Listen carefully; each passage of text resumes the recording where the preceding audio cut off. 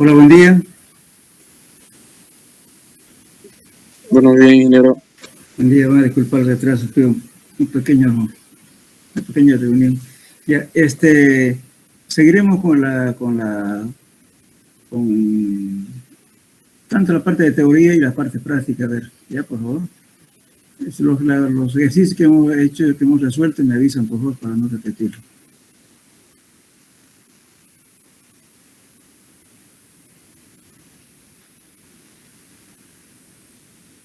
Bueno, a ver, para la pregunta teórica, a ver, por favor, ¿ya?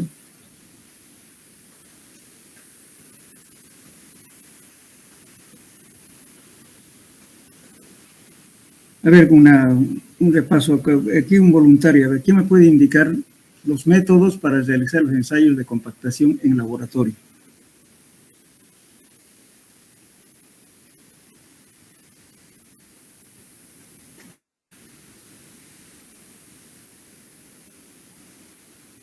Hola, ¿me escucharon?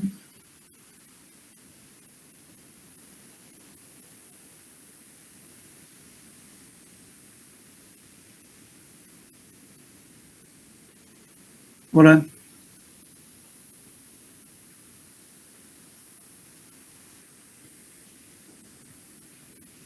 ¿No hay voluntarios?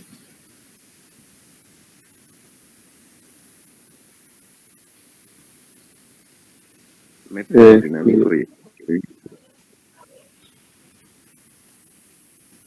Pero me respondía, ya.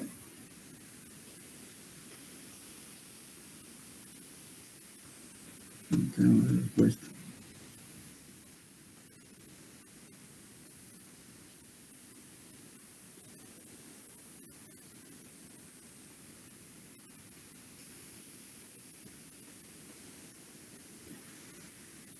Ya, seguramente ustedes se acuerdan, ¿no es cierto? Cuando hablamos de los métodos que hay para realizar el ensayo de compactación en el laboratorio, estamos hablando básicamente como lo más utilizado en nuestro medio justamente es es el método dinámico, que consiste, ¿no es cierto?, en utilizar un martillo con caída libre y, lógicamente, los cilindros de 4 pulgadas o de 6 pulgadas. Esos métodos se llaman Proctor estándar T99 o Proctor T180 modificado. Es el método dinámico. Luego tenemos el método estático, que se llama método de California. Y para hacer con este método utilizamos, ¿no es cierto?, un cilindro que mide 8 pulgadas de altura y 6 pulgadas de diámetro, en el cual para aplicar las cargas de compactación utilizamos un gato hidráulico hasta llegar a una presión determinada para determinar que los diferentes puntos que vamos haciendo variar durante el proceso de compactación, porque vamos aplicando una presión con gato hidráulico. Entonces tenemos un parámetro donde decimos, bueno, hasta tantos kilos por centímetro cuadrado, hasta ahí todos los puntos aplicamos la carga hasta esa presión. Lógicamente en nuestro medio este método es muy poco conocido, no lo usamos en realidad, pero hay que saber que hay otro método también por cultura general, por último. Luego tenemos el método, que es el que era el por amasado, que es el miniatura, utilizando el aparato de miniatura Harvard. Este aparato justamente es un método ¿cómo le puedo decir? Esto simula a lo que hace la compactadora pata de cabra en el campo. Quiere decir, en vez de dar golpes o aplicar una presión mediante un gato hidráulico, lo que hace es introducir un pistón, ¿cierto?, que ya está calibrado también y tiene un resorte calibrado dentro del pistón. Entonces eso se aprieta con la mano y hasta hincar, hasta que el resorte se comprime totalmente. Entonces esa compresión vamos haciendo en toda la sección del pequeño molde que existe, y también vamos haciendo, contando la cantidad de introducción del émbolo. Podemos hacer, si quieren, 25 veces por capa, en 3 capas, o también si quieren ser más exigentes, entonces pueden hacer también 25 introducciones con el pistón en 5 capas, dependiendo de la exigencia que requiere el trabajo. Generalmente se utiliza 3 capas con 25 introducciones del émbolo. Entonces, cuando aplicamos la carga, ¿qué hacemos? Agarramos la funda del resorte que está internamente en el equipo y luego apretamos hasta que se comprima totalmente. Una vez ya llenado el pequeño cilindro, engrasamos y obtenemos el volumen del cilindro, que lo medimos directamente, y también el peso de la muestra contenida en el cilindro, y tomamos humedad. La ventaja que tiene este método también es que para cada punto durante el proceso, desde la inserción de la curva, podemos las muestras sacar con un extractor, porque tiene la relación de la longitud, o sea, la altura del espécimen es 2 veces el diámetro, que cumple las condiciones adecuadas para someter a ensayo de compresión inconfinada, como estamos trabajando, porque este ensayo es exclusivamente para arcillas, no sirve para arenas. Entonces, para cada punto podemos determinar un ensayo de compresión inconfinada y vamos a determinar las tensiones admisibles, ¿no es cierto?, con ese estado de carga para esa densidad. Aparte de eso, nos permite también determinar la cohesión. Generalmente cuando el momento de rotura, o la carga de rotura, que se llama QSU, que es la carga última de rotura, dividido entre 2, eso es el valor de la cohesión. Entonces, podemos determinar ese valor para cada punto durante el proceso de compactación. Es la ventaja que tiene este equipo. Y además, les decía, que hace el proceso de amasado. ¿Por qué se llama amasado? Justamente al hincar el pistón. Entonces estamos haciendo lo que hace la pata de cabra. No sé si conocen ustedes una compactadora pata de cabra, es el rodillo y tiene unas patas. Inicialmente se hunden y luego, conforme se va compactando, ya va hundiéndose menos, hasta que ya cuando está compactado ya el rodillo ya no se hunde, queda en la superficie. Entonces, al hacer ese proceso de amasado, porque las patas se unen, entonces no deja horizontes cuando compactamos capa a capa. Por eso siempre es conveniente utilizar este método en el caso, por ejemplo, de hacer diques, por ejemplo, para contención de agua, aguas hervidas, o diques para consumo de agua, en fin. Entonces, si ya usamos arcilla, preferible usar este sistema, que es el método de miniatura Harvard, y compactar siempre con rodillo o pata de cabra. Entonces, esos son los métodos más conocidos para determinar la curva de compactación en el laboratorio. Después, la segunda pregunta era, ¿por qué se limita la cantidad de agua para compactar un suelo? ¿Quién me puede responder eso? ¿Qué estoy preguntando en realidad, si ustedes me entienden? ¿Por qué ¿Qué problema me causaría si yo tengo poca agua para compactar o si tuviera mucha agua? ¿Qué ocurriría en el suelo?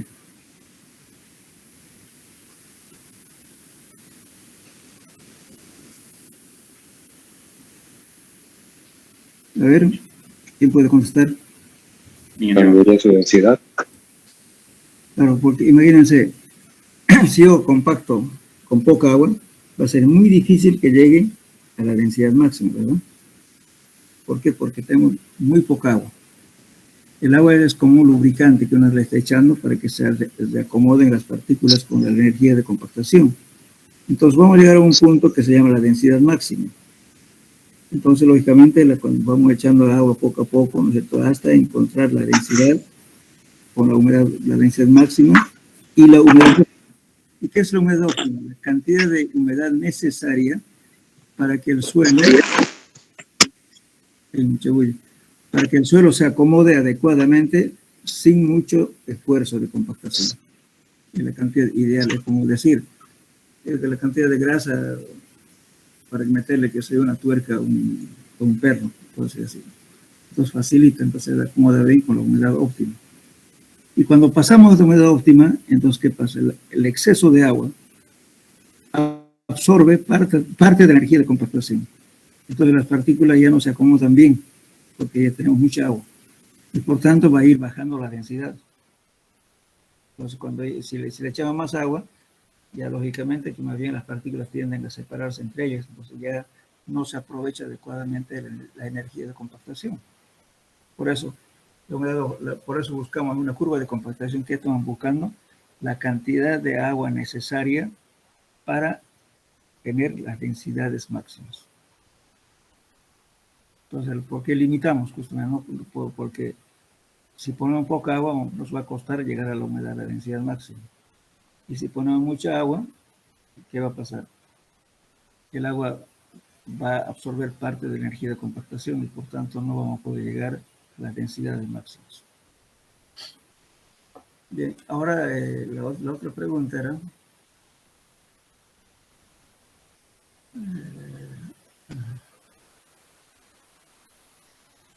señale los métodos para determinar la densidad de campo. ¿Quién me puede responder a ver un voluntario?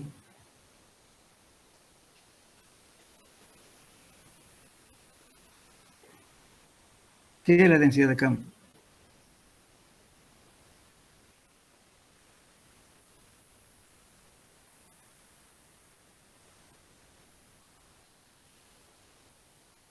Bueno, vamos a lo siguiente. Cuando agarramos un suelo, ¿no es cierto?, determinamos primeramente en el laboratorio la curva de compactación, con el cual determinamos la densidad máxima y la humedad óptima. Es un parámetro de entrada para compactar un suelo en el campo.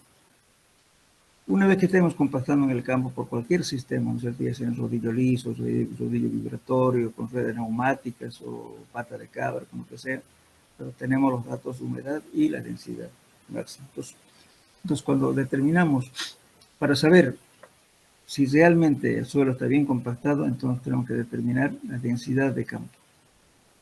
Hacemos un control de compactación. Entonces, para determinar la densidad de campo, hay varios métodos. Hemos hablado del método de la tierra extraída, el método del cono de arena, el método del cilindro con bordes cortantes, el método del volúmetro, o volumation, como le llaman también, o balón de caucho, que es el mismo, y el método de métodos nucleares. Son los métodos que utilizamos para determinar con qué compactación se alcanzó en el terreno, en el sitio de obra. ¿Y para qué nos sirve eso? Yo tengo que, con eso voy a determinar mi grado de compactación. Entonces voy a decir, bueno, ¿cuánto es mi grado de compactación? Si el grado de compactación me llega a 100%, quiere decir que el terreno está bien compactado. Si se aleja de 100, si es menos, entonces lógicamente el suelo está menos compacto. Y por tanto, si me da menos a lo requerido, ¿qué tengo que hacer? Seguir compactando, o hay que fijarse ahí si por qué está fallando, por qué no se llegó a la densidad máxima. Una de las razones puede ser que está mal controlada la humedad. De repente tiene mucha humedad o poca humedad. Entonces, una vez determinado la densidad de campo, calculamos el grado de compactación.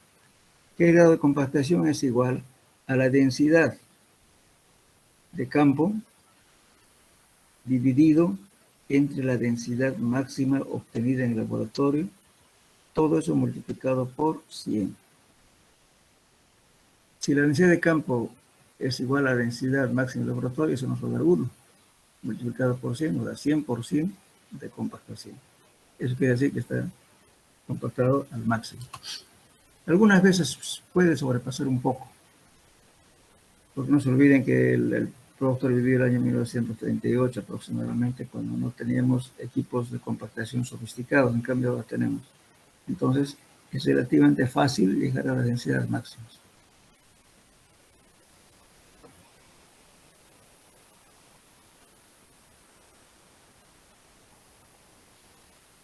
¿Y cuál otra pregunta quieren?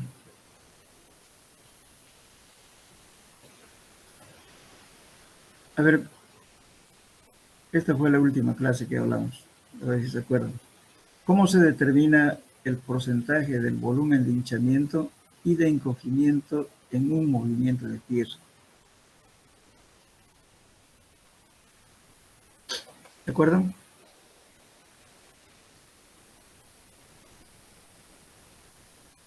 Hola.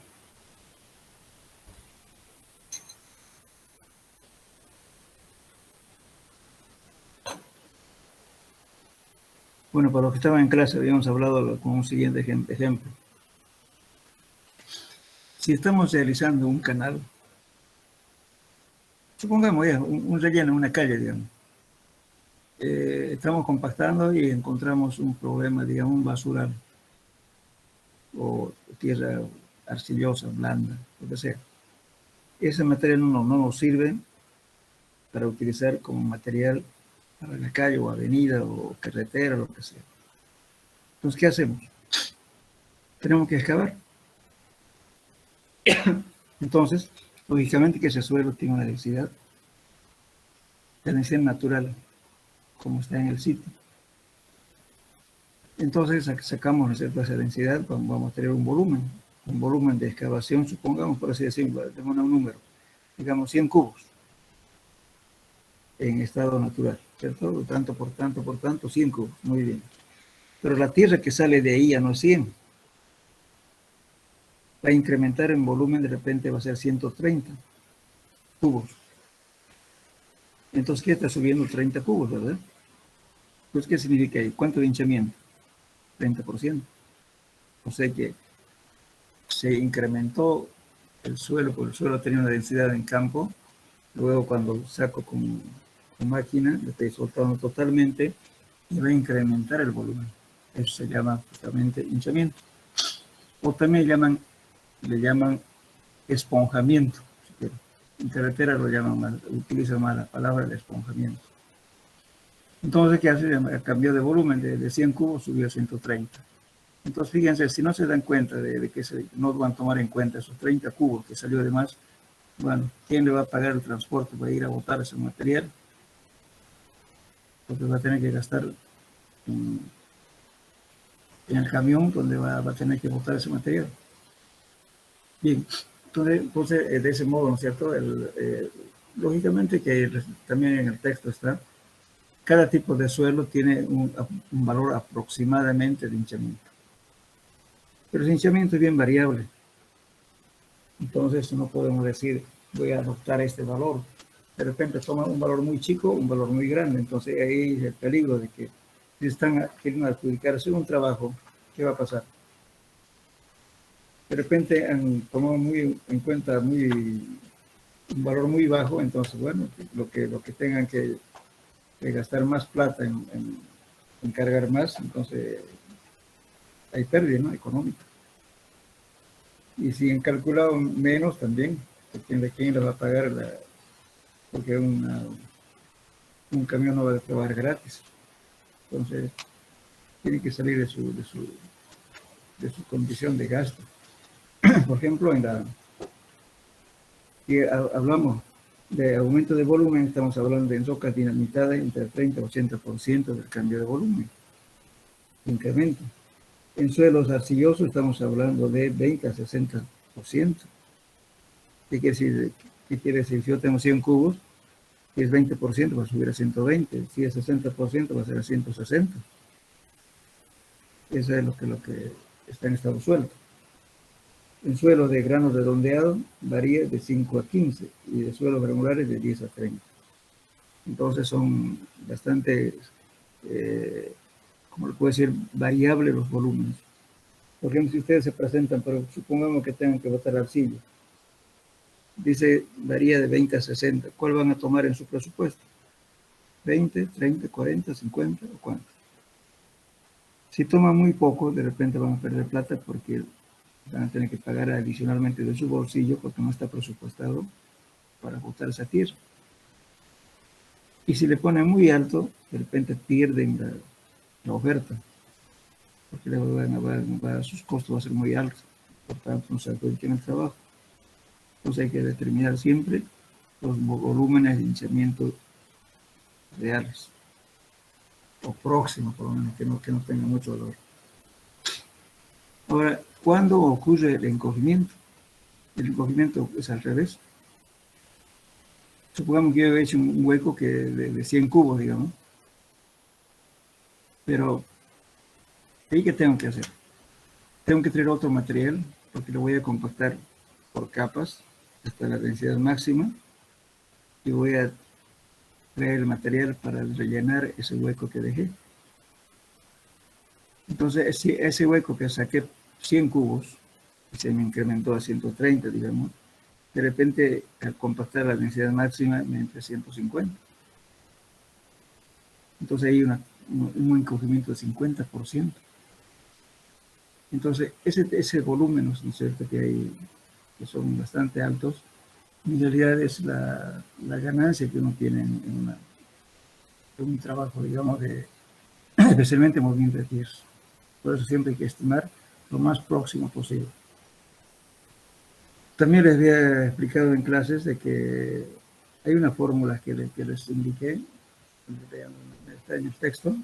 Por ejemplo, el volumen de hinchamiento es el volumen de la densidad del material sin perturbar en sitio, menos la densidad del material excavado, del material suelto, dividido entre la densidad del material suelto. O sea, hay una fórmula que se van a aplicar en el manual o el texto que han comprado.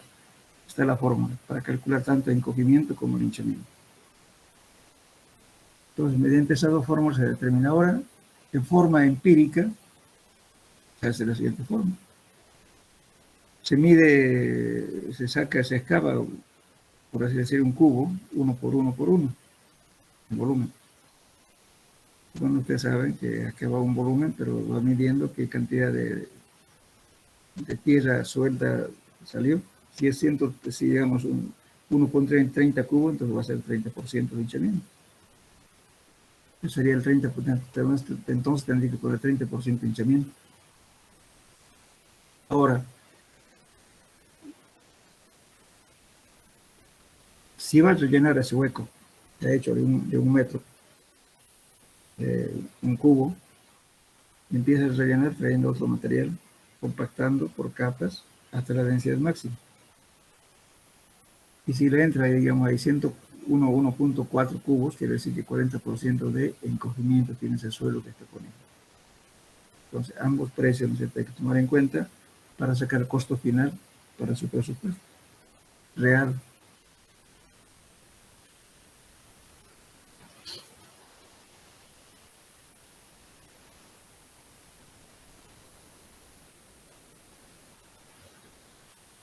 Bueno, la otra pregunta era,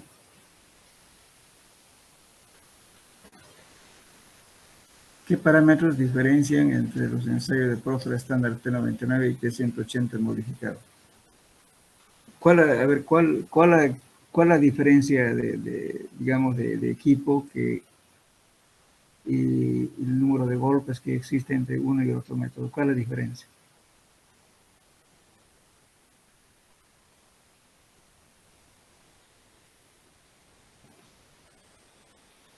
A ver, un voluntario que dígame, a ver, cuando estamos en el Profra estándar T99, ¿qué equipo utiliza?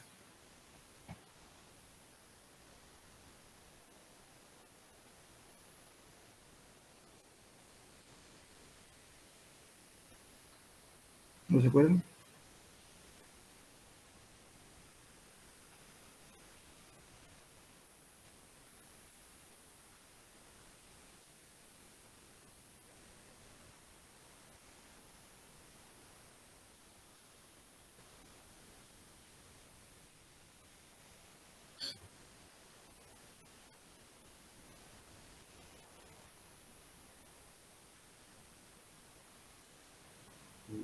A ver, ¿no se acuerdan? A ver, ¿qué diferencia hay entre el T99 y T180?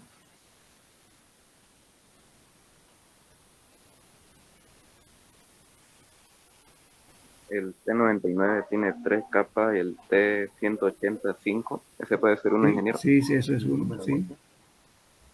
En el T99 utiliza usted 3 capas y en el otro 5 capas. ¿Ven? Después el T99 tiene una caída de 12 pulgadas. Sí, Y el T180 18, ¿no? la tuve que hay 12 pulgadas, en otro 18 pulgadas. Después, el peso del martillo. El T99 es 5.5 libras Y en y el el otro 10 libras. ¿Ven? 10 libras. Bien.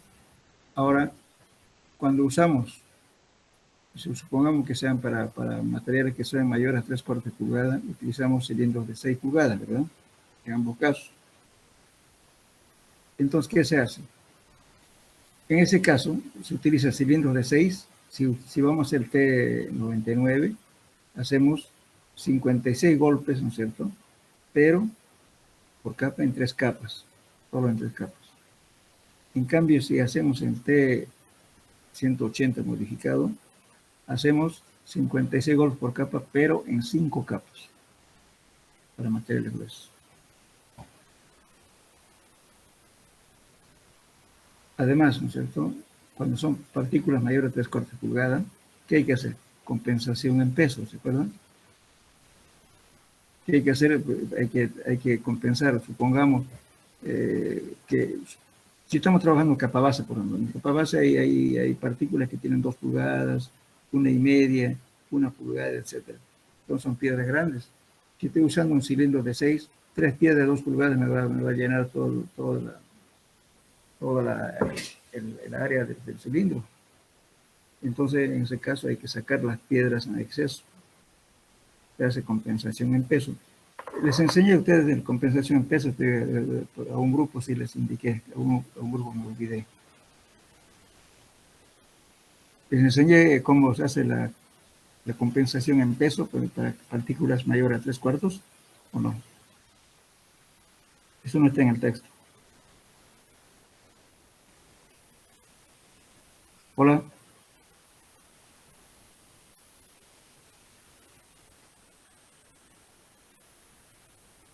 Hola, hola, ¿me escuchan?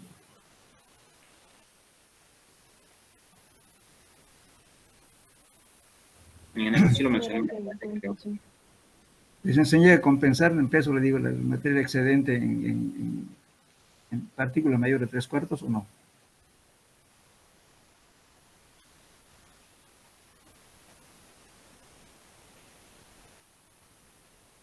¿No se acuerdan?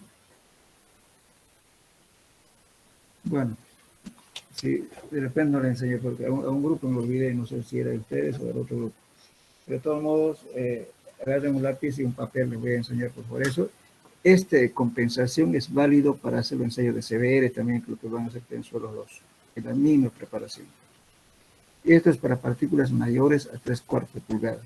Anótenlo, por favor. Agarren un lápiz y un cuadernito, anótense. ¿Ya? Supongamos que ustedes tienen que hacer un Proctor T180 modificado y además tienen que hacer CBR. Entonces, la misma curva de compactación que van a hacer ustedes, les va a servir la misma curva para hacer el ensayo de CBR. Pues, ¿cómo se compensan? Supongamos que tengamos una capa base con partículas de 2 pulgadas, de 1,5, de 3/4, etc. Pues, para ese caso, en cada cilindro de 6 pulgadas, aproximadamente entran 6 kilogramos de muestra. La curva de compactación tiene aproximadamente 4 o 5 puntos para hacer la curva. Supongamos que sea 5 puntos. 6 por 5, 30. ¿no? 30 kilos necesitan para hacer el ensayo de Proctor. Y en CBR con los mismos datos, pero hay que moldear 3 moldes adicionales. Esos 3 moldes son otra vez 6 kilos, son 18 kilos. En total necesita usted material preparado, aproximadamente 48 kilos, pongámosle 50 kilos. Es el material que tiene que tener preparado, compensado para hacer los ensayos de Proctor y hacer el ensayo de CBR. Es la misma preparación. Muy bien, entonces vamos a suponer que estamos trabajando con capa base.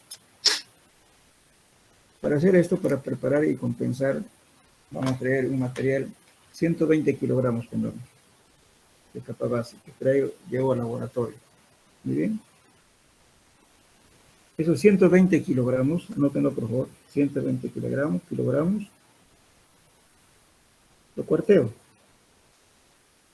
El cuarteo se puede hacer mediante una rejilla que separa las partículas, o en su defecto, simplemente una superficie, lo parte en 4 partes en un cuarteo. Bueno, ese cuarteo va a utilizar muestra A, B, C y D, 4 partes. Y los une. A más B, digamos, A más D, que sea, qué sé yo, 60 kilogramos. Y B más C, que sea 40 kilogramos. Bueno, lo separé en 2 partes. Pues voy a trabajar con uno y el otro me va a quedar de reserva. ¿Cierto? 60 más 40 son 100, perdón, eran 120 kilos. Nos pongamos 60 y 60, 60 y 60. Digamos que hayamos partido por la mitad. 60 y 60 son 100 kilos, 120 kilogramos. Muy bien. Entonces, ¿qué hago con eso? Voy a tamizar primeramente en la malla número 4. Tamizar en el tamiz número 4.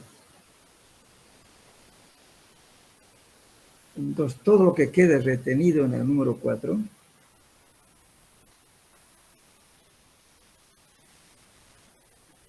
voy a desecharlo. Supongamos que aquí me haya quedado, qué sé yo, pongamos 60 kilos que estoy tamizando, que me quede 20 kilogramos retenido en la malla número 4. Pues la muestra que estoy preparando ya me quedó de 60 kilos, menos 20 kilos que le estoy sacando, me queda 40 kilogramos.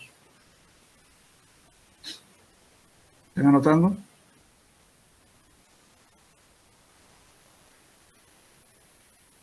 Sí, ingeniero. Ya. Entonces, los 60 kilos que tenía, entonces estoy tamizando el número 40, perdón, el número 4, y en el número 4 me quedó retenido 20 kilogramos de piedras grandes. Muy bien, eso lo retiro. Entonces, de 60 menos 20, solamente ya me quedó 40 kilos, que ha pasado la malla número 3/4. 40 kilos. Bueno, entonces el otro montón que me quedaba de reserva tenía otros 60 kilos.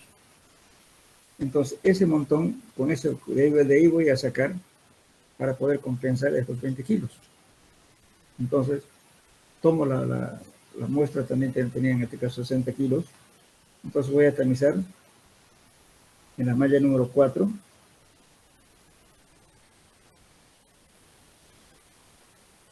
Tamizar en la malla en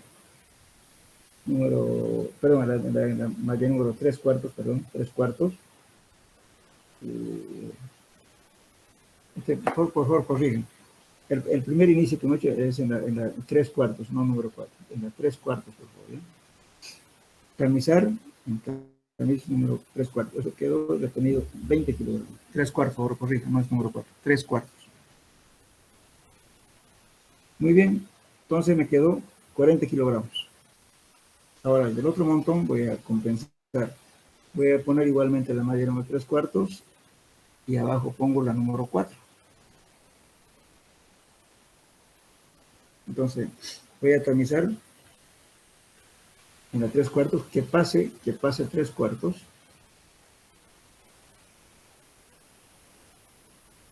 y retenga la número 4.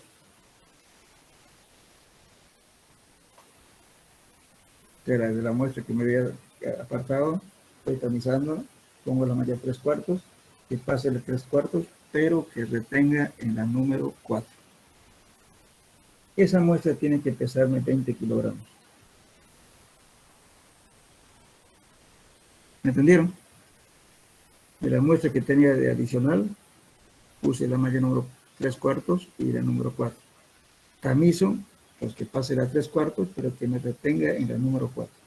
Eso tiene que ser 20 kilos. Pues como tenía 40 kilos nomás la otra muestra que le había sacado, y lo sumo, los 20 kilos que tamicé en la 3/4 y la número 4. Entonces nos vuelve a quedar otra vez 60 kilogramos. Con eso hago todas mis pruebas. ¿Me entendieron? Sí, ingeniero, quedó claro. Claro, ¿no? Tengo una muestra grande y lo divido en dos. Uno voy a compensar, otro lo pongo de reserva. Por siempre cuando van al laboratorio llévense, si es capa base, llévense hasta muestra, ¿no? A veces hay gente que lleva 30 kilos, 20 kilos, una capa base, y quieren que se haga productor y encima severa, no alcanza. Entonces,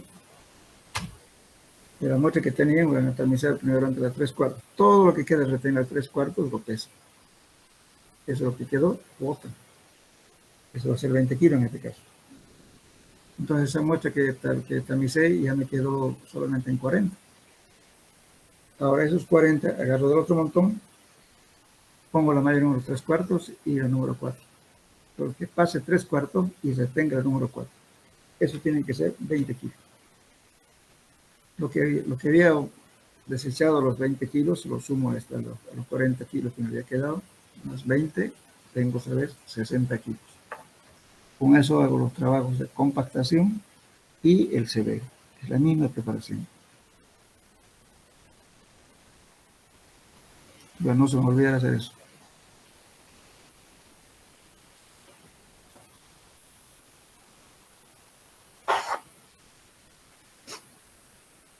Bien.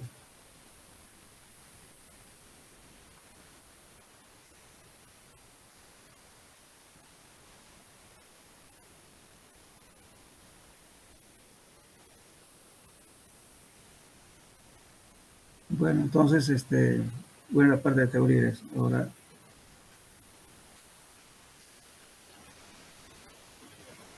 Hicimos granulometría también.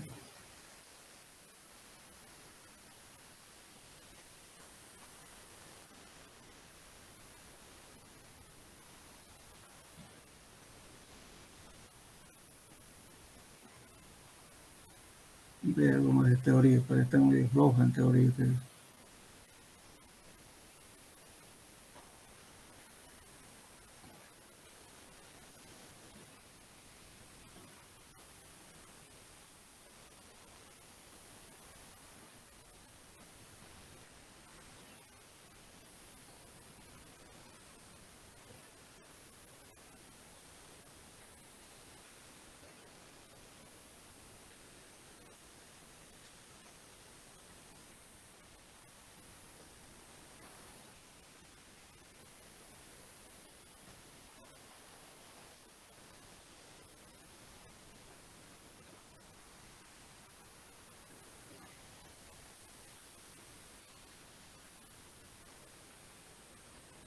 A ver, utilizando la expresión del índice de consistencia,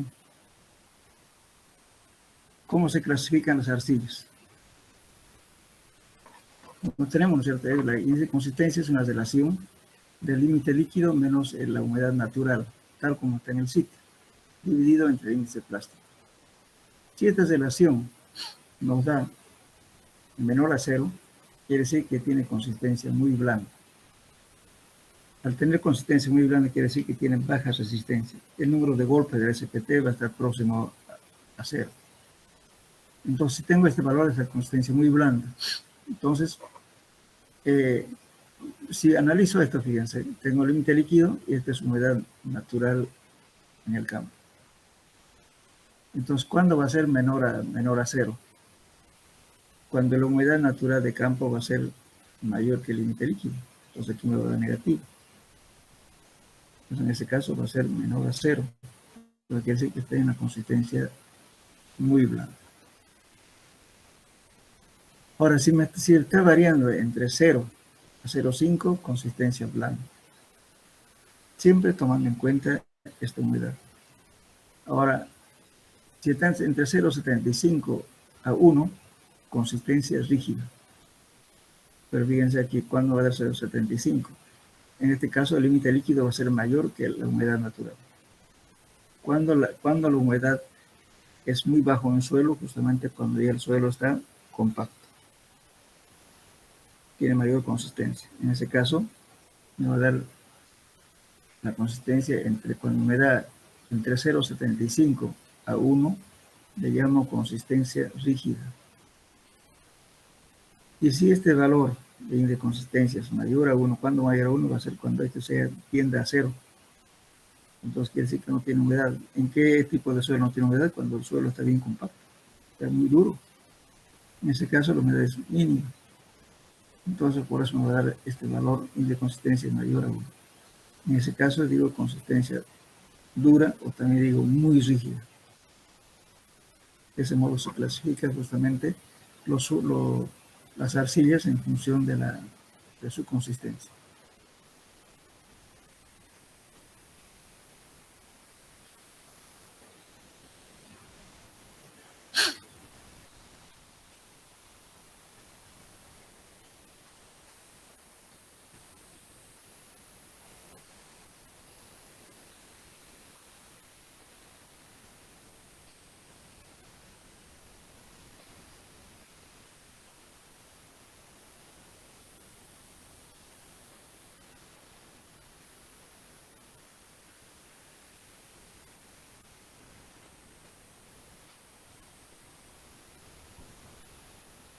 A ver, sigamos con la teoría. ¿Qué entiende por lixiviación en los suelos?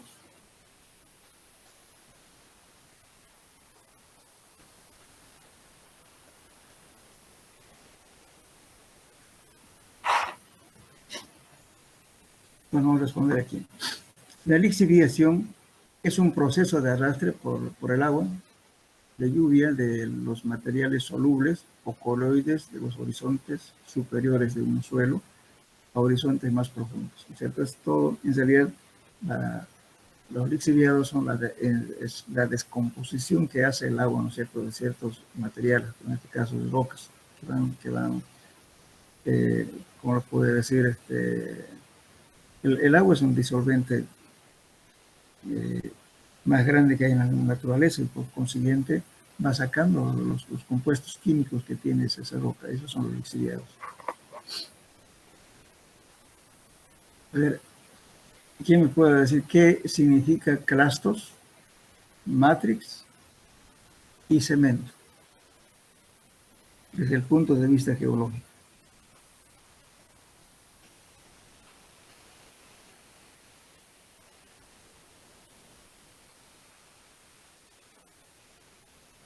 A ver, un voluntario.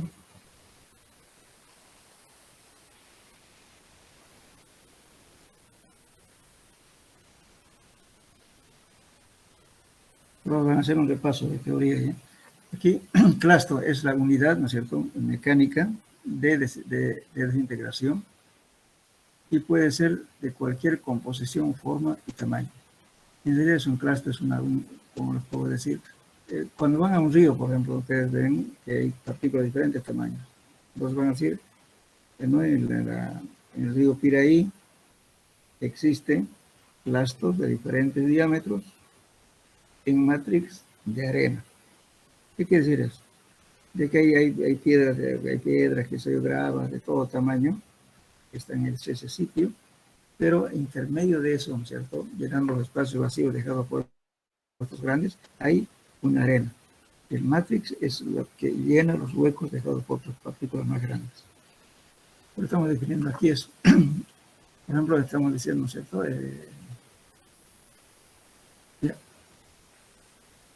ahora, el matrix, como les decía, aquí clastos son las partículas grandes que están en un lugar determinado. Matrix es lo que está dentro de los espacios vacíos dejados por las partículas. ¿Y qué es un cemento? Cemento es todo material que aglutina. Aquí estamos diciendo que el cemento es un mineral cementante, por ejemplo, como la arcilla. No estamos hablando de cemento Portland. No estamos hablando de cemento cementante, que es justamente la arcilla. Y esto hace que aglutinen las partículas, ¿no es cierto?, entre las partículas grandes y las pequeñas, ¿no es cierto?, y forme un conglomerado, ¿no es cierto?, cementado. Es el cemento. Entonces, el cemento es un material cementante que, junto al matriz, comparte los espacios vacíos porosos en un suelo.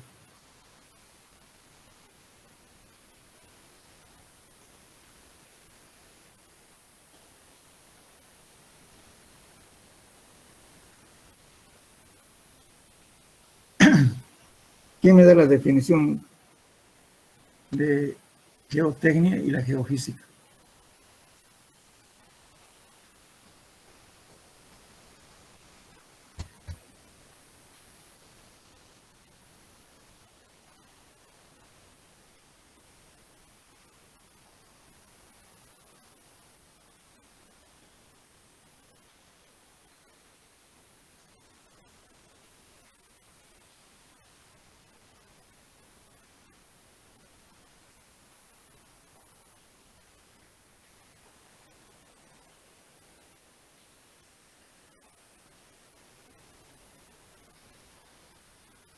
O sea, la geotecnia es la ciencia, ¿no es cierto?, que combina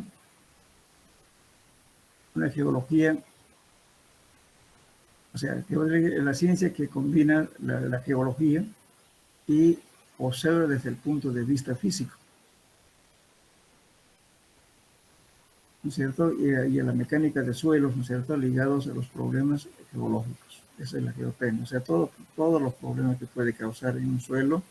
Esos son, digamos, los conocimientos teóricos y prácticos, lo que se llama geotecnia. Y la geofísica consiste en la aplicación de métodos de la física en el estudio de los problemas geológicos. Cuando pasamos clases de teoría, dijimos de geofísica, ¿cuáles son los estudios geofísicos? Cuando tenemos la electricidad eléctrica, que basada en la teoría del doctor Wegner, ¿no es cierto?, nos determina justamente, atravesando corriente eléctrica, nos podemos determinar un sondeo eléctrico vertical y determinar en forma indirecta el perfil litológico de un suelo o geológico. Cuando hablamos de litos, estamos hablando de rocas. También se hacen rocas. Y en suelos también. Eso nos permite, por el paso que estamos haciendo con la corriente, por la resistencia eléctrica que hay, entonces nos permite dibujar aproximadamente el perfil geológico de un suelo. Lógicamente, entonces la geofísica está aplicando, ¿no es cierto?, los métodos de la física a los estudios y los problemas geológicos.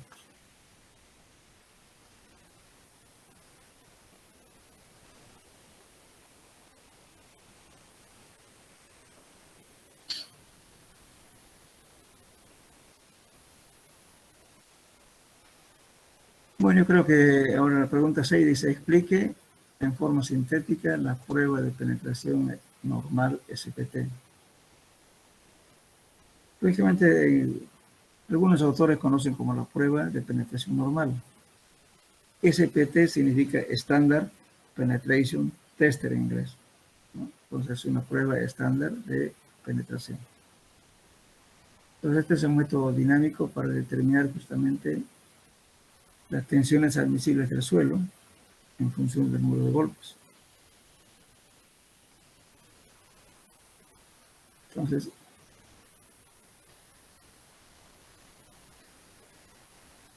aquí dice: la prueba de penetración estándar SPT es un método dinámico que consiste en hacer penetrar en un suelo un penetrómetro normalizado. Ese penetrómetro también algunos lo llaman cuchara de tercero. Y determine el número de golpes necesarios para penetrar 30 centímetros últimos. O sea, cuando estamos haciendo la prueba, ¿no es cierto?, que controlamos 15, 15, 15, ¿no es cierto? Cuando se utiliza para hacer este sondeo, si utilizamos agua,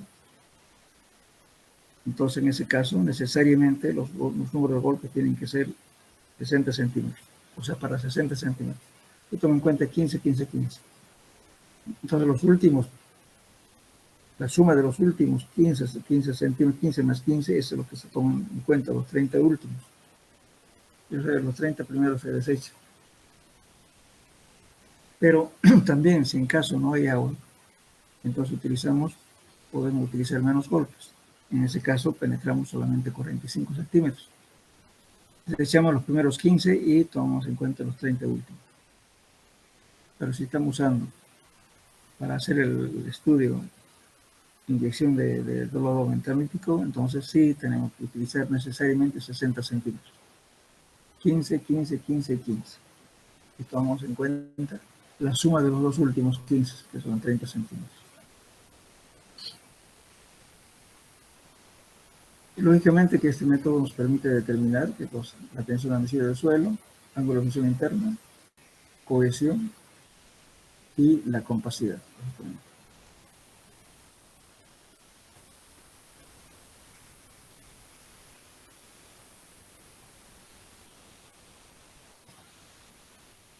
Bueno.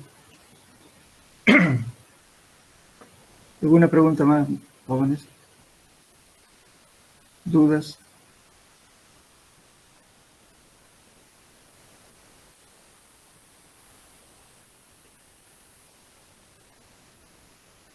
Entonces, por favor, entonces, el pasado mañana tenemos examen, ¿no?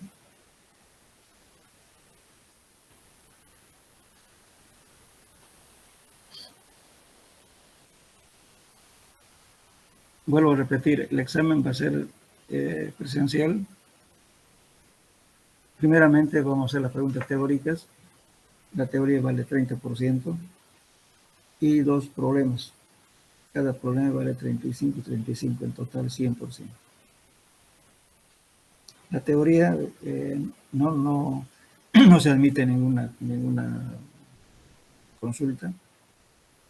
En la parte práctica pueden usar sus formularios.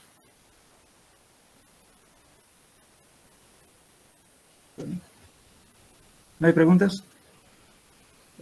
Ingeniero, ¿ya indicó en qué aula va a ser el examen? Yo mañana voy a pedir, porque hay que pedir permiso. Ahora voy a pedir con tiempo, para yo se lo voy a pasar en el transcurso de esta tarde o mañana, por favor, para que nos voy a tener que ser ahora porque mañana es feriado. Y que me he hecho recuerdo, ahora voy a pedir. Entiendo que no estoy ahora. Y les voy a mandar un mensaje con el auxiliar para que nos reunamos a la hora determinada. ¿Ya? La hora de clase voy a tratar de respetar su horario, pero puntuales. Con ustedes tenemos el día miércoles a las 11:30, ¿no? A las 11, ¿no? Sí, 11:30. En punto, por favor, ¿eh? Para que tengamos tiempo. Entonces ahora se lo voy a pasar el número de aula donde nos reunimos. El horario ya saben, ya. Respetamos la hora de clase. Bueno, entonces, ¿usted qué quedamos con eso? Sí, sí. Disculpe, ingeniero, ¿cuáles son los temas que van a entrar en este parcial? Todo. Fíjense, la teoría, las fórmulas son las mismas en todo lo que vamos a hacer. Una pregunta que lo que he hecho, las preguntas conceptuales de toda la materia. Pero cuando fíjense, si vamos a hacer compactación, que es el último tema, ¿qué es densidad?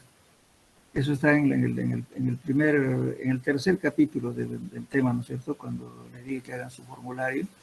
La densidad es igual al peso de la masa, perdón, el peso seco sobre el volumen aparente. Bueno, y para después podemos también, la misma fórmula, gamma D puede ser igual a gamma sub M sobre 1 más la humedad. Y gamma sub M es el peso de la masa sobre el volumen de la masa. Todo la formulita que tiene, fíjense, es general. Inclusive, por favor, en suelo 2 también van a utilizar estas fórmulas, por eso quiero que hagan bien su formulario. Podemos calcular igual, pues, cuando veamos la parte de consolidación, corte, todo eso, son estas mismas fórmulas. Hagan su formulario, pues les va a servir para suelo 1 y suelo 2. Es el tema. Entonces, lógicamente, que en tanto, por eso estudien todo lo que es. En la teoría no hay mucha variación tampoco.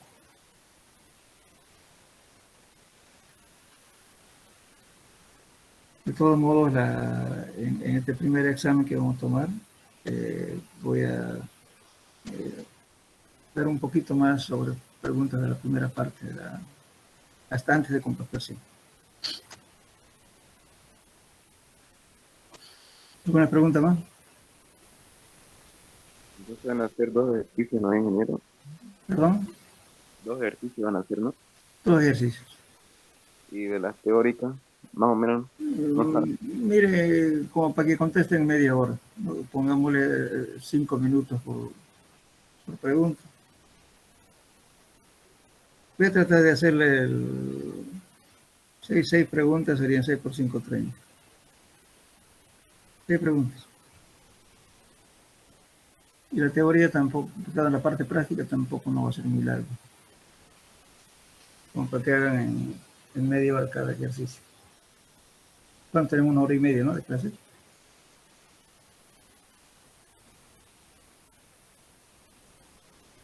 Sí, 11:30 a 1, sí, 1 hora y media. Sean puntuales, por favor, en la mañana. Que tengan tiempo ustedes. ¿Algo más?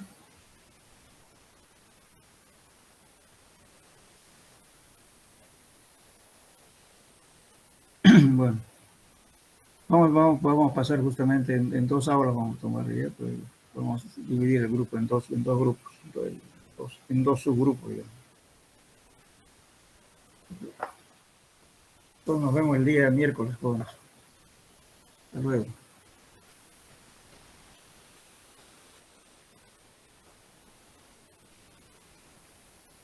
Hasta luego, ingeniero, gracias. Hasta luego.